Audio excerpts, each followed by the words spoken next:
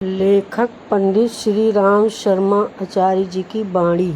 महामंत्र यम मंत्र राज है गुरु गीता। गुरु गीता में गुहा साधनाओं के गोपन रहस्य समाये हैं। इसके ये रहस्य पात्र साधकों की अंत चेतना में स्वयं ही स्फुरित होते हैं। गुरु गीता का सविस्तर पाठ करने वालों को साधना से संबंधित अपने प्रश्नों का हल जानने के लिए कहीं भटकने की ज़रूरत नहीं है। बस ज़रूरत है तो केवल अपनी श्रद्धा को संघन करने की, भक्ति को प्रगाढ़ करने की और गुरु गीता की पाठ साधना में नियमित होने की।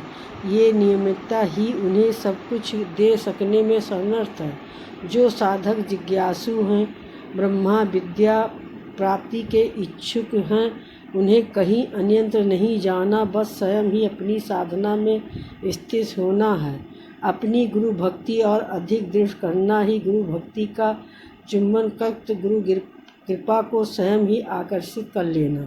शिष्यों साधकों के लिए ही संकेत बस इतना है कि गुरु गीता प्रकट में गुरु महिमा की कथा है, पर रहस्य यार्थ में इसका प्रत्येक श्लोक सिद्ध मंत्र है। मार्तिका बीजों के साथ इसकी सम्यक साधना ब्राह्मण की आश्चर्यकारी शक्तियों को साधक की ओर आकर्षित करता है।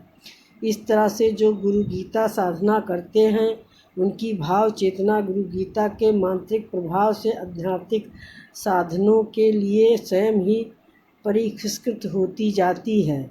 उनमें स्वयं ही गंत्र, वेदन, चक्र, जागरण, कुंडलिनी, उत्पाथन आदि क्रियाएं होने लगती हैं। योग के तत्व रहस्य उनके अस्तित्व में स्वयं ही प्रकट होने लगते हैं और अंत में प्राप्त होती है तत्वदृष्टि, जो समाधि की दुर्लभ अनुभूति है। साधना की सुदीर्घ परंपरा में ऐसा कई यशस्वी साधक हुए हैं, जिन्होंने केवल गुरु गीता के साधना संबल से अध्यात्म की उच्चतम सिद्धि प्राप्त की। समस्त साधकों को ये अनुभव इस गुरु भक्ति कथा के पिछले कर्म में अनेक स्थानों पर प्रकट हुआ। भगवान सदाशिव ने माता हिमवान सुता को अनगिनत विधियों से ये रहस्य बताए हैं। पिछले कर्म में भी उन्होंने ये रहस्य बताते हुए कहा है कि पार्वती, ये गुरु तत्व इतना गोपनीय है जिसे कार्तिकेय, गणेश एवं विष्णु आदि देवों को भी नहीं बताना चाहिए। मेरा ये वचन सत्य है। भगवान भोलेनाथ फिर से कहते हैं, हे देवी, जिसका चित्त पूर्तियाँ परिकृत और श्रद्धा भक्ति से युक्त है, उन्हीं से इस कहना उचित है। हे प्रिय, तुम मेरी आत्मा हो, इसी कारण मैंने इस परम गोपनीय रहस्य तुमसे कहा है। गुरु गीता की परम गोपनीय के रहस्य का बोध कराते ही भगवान महेश्वर कहते हैं, भक्तहीन, वंचक, धूर्त, पाखंडी, नास्तिक मनुष्य के पास कभी भी इस गुरु गीता को कहने का विचार मन से भी नहीं करना चाहिए। संसार सागर से उद्धार एकमात्र मंत्र यही है। यही ब्रह्मा आदि वेदों, देवों एवं मुनियों से पूजित सिद्ध मंत्र है। ये दारिद्र्य, दुख एवं भव रोग नाशक मंत्र है। मृत्यु रूपी महाभय को हरने वाला, सर्वश्रेष्ठ भव रोग हरने वाले इस गुरु गीता रूपी गुरु मंत्र का मैं नमन करता हूँ। भगवान सदाशिव स्वयं जिसे महामंत्र यम मंत्रराज कहकर नमन करे, उसकी महिमा एवं प्रभाव की सीमाएं भला कैसी मापी जा सकती है। हजारों साल से भारत भूमि के महासाधक भगवान शिव के इन वचनों को सार्थकता को अनुभव करते आए हैं। ये अनुभव उस प्रत्येक व्यक्ति के लिए सुलभ है जो शिष्य है, साधक है, जो यथार्थ में आध्यात्मिक विद्या का अभिषेक है, जिसमें तीव्र अभिलाषा है, जिसकी भाव चेतना अपने सद्गुरु को समर्पित हो रही है, जो अपने को गुरु चरणों में निवेदित कर चुका है, वह अपने जीवन में इस विरल अनुभव को सहज पा सकता है। कुछ ऐसा ही सहज अनुभव कश्मीर की महायोगिनी नागगंधा के जीवन में घटित हुआ था।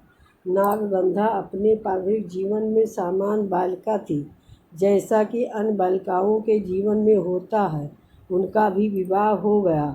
इसे दुर्भाग्य कहें या दुर्भाग्य अथवा फिर लीलामय भगवान की अपने भक्त की परीक्षा, नागगंधा का वैवाहिक जीवन पीड़ा, प्रताड़ना का संघन साकार रूप था। गृह कार्य, इसी के साथ अपने पारिवारिक जनों द्वारा जी जाने वाली पीड़ा, ये सब कुछ असहनीय थी। भोली बालिका नागगंधा की भावनाएं रोज तार तार होती थीं। अपने ही कहे जाने वालों को व्यंग कटपुतलियों के तीरों से उसका अनुकरण रोज ही वृद्धि होता था, पर कोई अन्य मार्ग भी तो था नहीं। बिलखते हुए, रोज छटपटाते हुए घर के काम करना, यही उसकी नियति थी। एक रात जब वह अपने घर के काम पूरे करके वही कमरे की फर्श पर लुढ़क कर सोई हुई थी, तभी उसने एक विचित्र स्वरूप देखा कि कोई स्त्री उसे कह रही है, मुझे पहचान, मैं तेरी माँ हूँ। तेरे साथ जो कुछ भी हो रहा है या जानतांतर भोग है, थोड़े ही दिनों में समाप्त हो जाएंगे। अपने भविष्य के मार्ग की खोज के लिए गुरु गीता का अनुष्ठान कर। ये सब कुछ अद्भुत, विचित्र एवं विलक्षण था। सोई नागगंधा उठकर बैठ गई। अब उसे पहले से अच्छा लग रहा था, परंतु साथ ही कई प्रश्न भी थे। कौन थी वह स्त्री? फिर यह गुरु गीता क्या है? इसका अनुष्ठान कैसे होता है? इस प्रश्नों के चुभन लिए वह अपने रोज के कामों में लग गई। इन कामों के साथ ही दिल ढलने लगा। सांझ की बेला जब वह वितिष्ठा नदी के किनारे जल भरने पहुंची, तो वहां सन्नाटा था। अभी उसने जल का कलश भरा ही था कि एक वृद्ध ब्राह्मण ने उसे टोका। ये अपरिचित आवाज़ से वह पहले तो हैरान हुई, लेकिन बाद में बाणी में सुने असने से उसे आश्वस्त किया। वृद्ध ब्राह्मण कह रहे थे, पुत्री, मैं वैष्णवी माता के निर्देश से तुम्हारे पास आया हूँ। तुम्हारे लिए यह गुरु गीता पुस्तक है। इस पुस्तक को देते हुए उन्होंने इसकी पाठ विधि एवं अनुष्ठान प्रक्रिया समझा दी। ये वृद्ध ब्राह्मण निश्चित ही कोई विशिष्ट एवं सिद्ध साधक थे, क्योंकि इनके प्रभाव से नागगंधा के अंश में नए प्रकाश की किरणें बरस गई। उसके जीवन में ये परिवर्तन का पहला पग था। जैसे तैसे उसने अनुष्ठान की प्रक्रिया प्रारंभ की। बड़ा मुश्किल था उसके लिए समय निकलना, फिर जैसे तैसे यह असंभव हुआ। उसका हतछत विचित मन अपने अदृश्य गुरु को पुकारने लगा। तड़प तड़प को बढ़ा देती है। जिसमें जितनी विकलता, तड़प एवं पीड़ा है, उतना ही शरीर अपने भगवान को पा लेता है। नागगंधा अपने अपरिचित सद्गुरु का आह्वान गुरु गीता के मंत्रों से कह रही थी। दिन बीतते गए और साथ ही आह्वान के स्वर में गहरे होते गए। परिस्थितियों की जटिलता से अब उसकी मन स्थित मुक्त होने लगी। एक दिन स्वप्न में उसने अपने गुरुदेव को देखा। उसे लगा कि उसे उसकी आत्मा के पिता मिल गए हैं। इस स्वप्न से वो ज्यों ही जगी तो देखा कि वो स्वप्न पुरुष प्रत्यक्ष में उसके सामने खड़े हैं। उन दिव्य परमेश को सामने पाकर वो विभोर हो गई। उन्होंने उसे योग एवं तंत्र की कतिपय ग्रहण क्रियाएं बताई। इनके निरंतर अभ्यास से उसे योग एवं तंत्र की विद्या में प्रवीण बना दिया। सने सने वो संसार के समस्त बंधन से मुक्त हो गई। पीड़ा के गर्भ से एक महासाधिका नागगंधा का जन्म हुआ। कालांतर में वह एक तत्व का उपदेश देती थी। गुरु को पुकारो, वो सर्वसमर्थ अपने शिष्य को अनायास ही सब कुछ दे देते हैं। ये पुकार हम सभी के अनंत में जगे, तभी हमारा शिष्य तत्व सार्थक हो सकता है। गुरु गीता के महामंत्र अब सभी की चेतना में संजीवनी की भांति घुले तो समस्त सिद्धियाँ सुलभ हो सकेंगी। ओम जय जय ही स्कंद पुराणे उत्तराखंडे ईश्वर पार्वती गुरु गीता संपूर्णम।